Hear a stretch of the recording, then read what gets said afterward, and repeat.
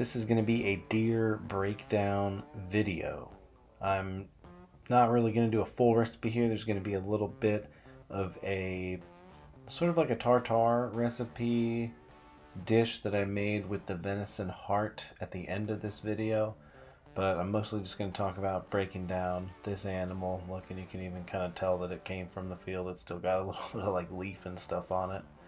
But we didn't really serve this stuff. It was a deer that I got from my friend's ranch. So we were invited down to this ranch outside Corpus for a little weekend with some friends of ours. We have daughters the same age, and I had never killed a deer before, and he offered to give us that opportunity. I got my first whitetail deer, and my friend Sarah got her first axis deer. And instead of taking them to a processor, I said I would break both of them down. I would make sausages with the back legs. I would pull out the tenderloins, and then I would braise some, and I made some birria tacos, and that's going to be the next video. But from here, I have the front legs already taken off. We took those off when we were breaking the deer down and skinning it.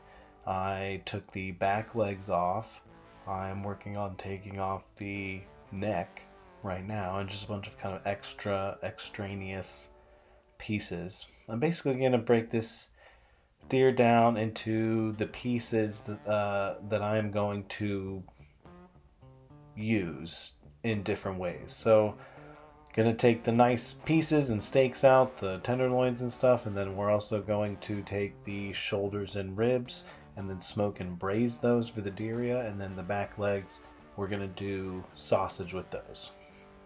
So already kind of broken it down into a couple parts, taking these ribs off, and what I'm really trying to do is just make sure that pieces cook evenly and I can kind of fit them into a pan.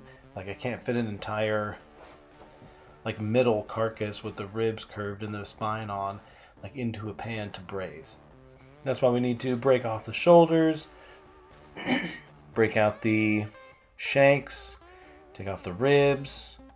So what I'm doing is trying to just kind of bring down everything to just the central part of this spine. I'm kind of taking off the saddle right here right now. So what I wanted to do with this piece is completely debone it, take the spine out, and then try to keep those back straps in as nice whole steaks as possible, because venison back strap, if it's whitetail or if it's axis or if it's any other breed growing wild in Texas, is some of the best meat that you can get. It's tender, it's delicious, it's super good for you.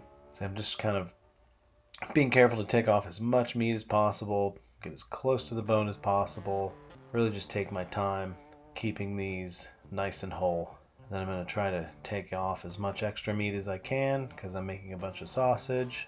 I thought there was a world where I could kind of clean these up a little bit and then maybe roll it up as like one roast, but I think I just decided to pull the back straps out and then kind of use the other stuff for grind. Sometimes that works on other animals, like that works really well on like a lamb saddle, but on a venison, I think I'm just keeping these tenderloins, not tenderloins, just keeping these loins nice and whole. And we'll probably do more videos with these in the future because they're currently in a vacuum bag in my freezer. Trying to take off every piece of silver skin, every piece of little fat that we can, and just like that's the piece that you really want to take your time cleaning up, getting it really nice, because that's where you're going to notice silver skin and stuff. You're just going to barely cook that thing to rare, and so there won't be any time to break any of that stuff down. Probably a technique you've seen before, but kind of pull it back a little bit and then hold it and then scrape your knife kind of just angled up along the underside of that silver skin. It'll come off really easily. Now I'm just trying to trim all this stuff up and off, really without cutting into that nice loin piece. Again, I don't want to damage it really. I think one of these I'm keeping the ribs on. Find the spine, go on one side of it, scrape along the bone, along every vertebra. Make sure that I'm pulling off as much meat as possible, trying to not leave anything on there. Yeah, and I keep the bones on one of these. This is what I was talking about, kind of get a little flap where you can hold it, and then kind of angle your knife up and scrape down. Again, this is going to be a nice rack, so I kind of want to clean it up, make it really, really nice. Take all the fat off, take all the silver skin off. Was going to fringe the bones, but you know what? I don't know. Probably not. This one you can see really well, kind of go just right on the other side of that spine. Again, taking these back straps out. A lot of people, honestly, will just take the back straps out of a deer and then leave it in the field, which I think is kind of tragic. It's too bad. I really wanted to take every single thing I could off of this animal whose life I took. I mean, that's the point that I wanted to go hunting. I wanted to experience that, what happens when you take a life and then do all of the work that it takes to completely use all of that life. So we used every single piece of meat here to make the birria, to make the sausages, to have a bunch of ground. I even took all the bones and smoked them and made a stock for that birria. I really just wanted to use every single piece. I even took the hide from my friend Sarah's axis and I'm in the process of tanning it. So really trying to take it to the fullest extent that I possibly can. So I'm working on the back legs now. This is where a lot of the ground and the sausage is going to come out of. Just had to saw it right down the butthole, right in the gooch right there. Breaking down legs like this, any of these kind of hoofed four-legged animals, they all have these really weird hip joints with a ball and socket, and they're super hard to get around. It always takes a long time to butcher out back legs just because that bone is so weirdly shaped. You got to get in and around and down, and it's really easy to get in there and like poke yourself if you don't know what you're doing. But then again, we do pigs like these every week, so we're kind of used to it. So there's multiple ways to go about butchering animals. The American style of butchery is very much square cuts on a bandsaw through bones to make something that will easily fit in a cryovac machine and in a box and can easily be replicated and like sold as a commodity. That's what they are. That's why we call it commodity meat. There's multiple different styles of butchery. So you have like Spanish, you have French, you have English. Like a lot of European companies or not companies, a lot of European countries have their own very specific traditions of butchery.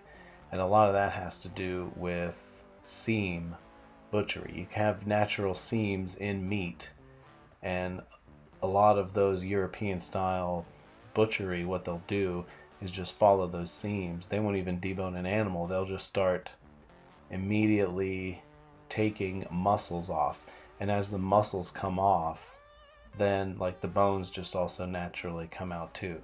I think some other people will just like split, or other countries will just like splay a whole animal out like a whole pig and then take all the bones out of it, and then take all of the individual muscles out of it too. Just same way, like seam butchery. So there's a lot of different ways to break down animals like this. Probably the best bet is like a combination of them. Like the more seam butchery you know, the more you know about just the anatomy of the animals and how different muscles work and what they do to support the animal, and then how much work they do, their grain structure, their content as far as connective tissue, and then that's going to inform how you cook them. So now I'm kind of on to the last little part of this video. I already broke down all the rest of the deer.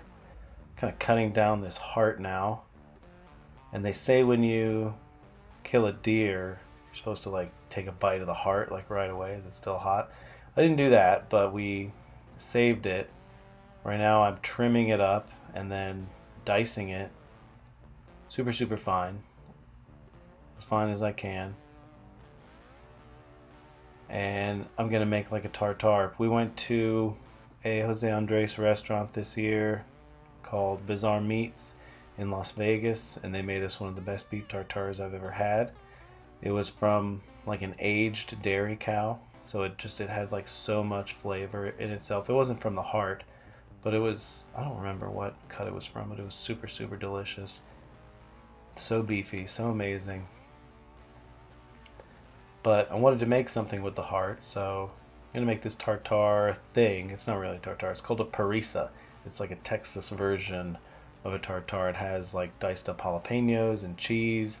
You're supposed to put lime juice in it. I didn't have any lime juice, so I just put a little apple cider vinegar, and then just a little bit of oil, and then salt and thick cracked black pepper. I kind of wanted some thicker black pepper. Definitely would have done lime juice. Then I wanted to use a better olive oil, and maybe even just a little bit of like, I think pickled mustard seed would be good, like a little pop in there.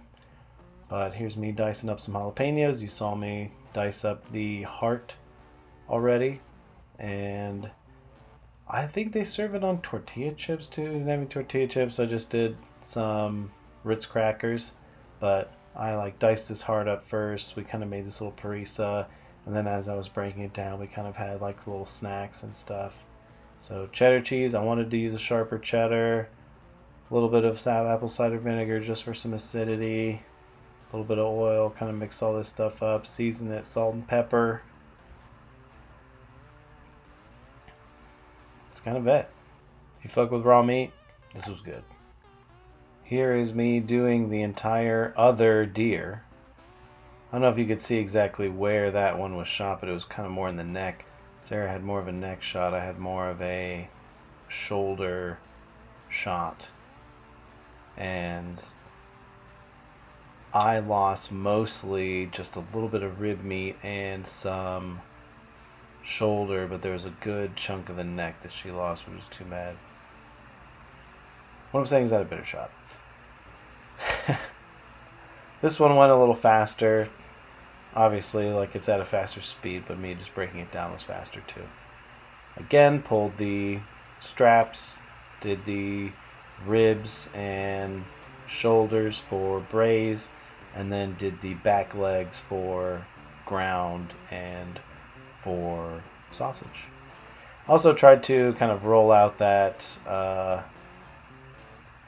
back strap to maybe do like a little roulade later. We'll see. That's another video. This is the final, what I have of everything. These are the ribs, the shoulders, all that stuff, the necks, the shanks, everything we're going to braise. We're going to season those, smoke those, braise those. This is all of the back straps and the steaks. There's also some caul fat in there. This is all the stuff for ground. And then these are all of the bones. And that's a deer breakdown.